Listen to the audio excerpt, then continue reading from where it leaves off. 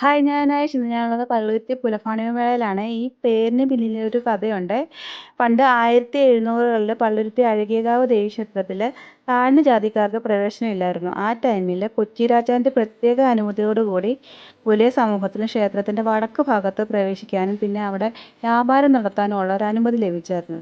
ആ ടൈമിന് വ്യാപാരം നടത്തുമ്പോൾ അതിനെ പുലയ വാണിഭം എന്നാണ് അറിയപ്പെട്ടിരുന്നത്. പിന്നീട് അത് പറഞ്ഞ് ആളുകൾ അതിനെ ഇപ്പോൾ പുല വാണിഭം എന്നാക്കി. നമുക്കിവിടെ എല്ലാ കച്ചവടക്കാരെയും കാണാമേ. നമുക്ക് വീട്ടിലേക്ക് കൊണ്ടുവന്ന എല്ലാ സാധനങ്ങളും ഇവിടുന്ന് മേടിക്കുകയും ചെയ്യാമേ.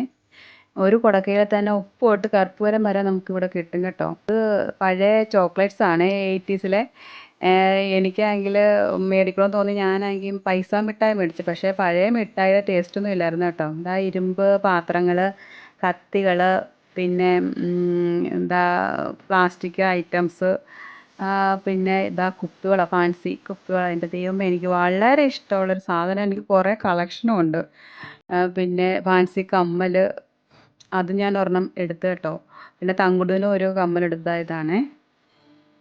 പിന്നെ എന്താ അത്തറുകൾ, നല്ല മണമുള്ള അത്തറുകൾ ഉണ്ടായിരുന്നേ. പിന്നെ എൻ്റെ ഏറ്റവും ഫേവററ്റ് സാധനം ഹൽവ. കുറേ ടേസ്റ്റ് ചെയ്തു. അതുകൂടാതെ എല്ലാം മിക്സ് ചെയ്ത് വാങ്ങിക്കുകയും ചെയ്തു. പിന്നെ കുറേ അവിടെ നോക്കി. കുറേ സാധനങ്ങളൊക്കെ കാണാത്തയും കുറേ സാധനങ്ങളൊക്കെ കാണാനും പറ്റി. റോഡിൻ്റെ രണ്ടരികിലും നിറച്ച് കച്ചവടക്കാരാണ്. രാത്രിയിൽ ഈ വഴി പോകുമ്പോൾ നല്ല രസമാണ്, ലൈറ്റൊക്കെ ഇട്ട് കഴിയുമ്പോൾ.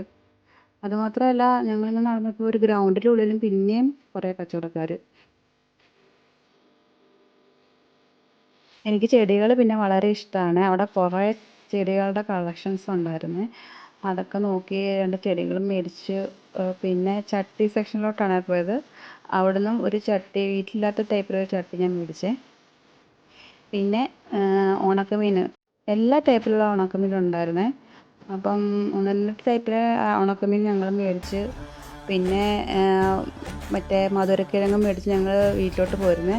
അപ്പോൾ എൻ്റെ വീഡിയോസ് എല്ലാവർക്കും ഇഷ്ടമായെന്ന് വിചാരിക്കുന്നു. Signing off Ayush.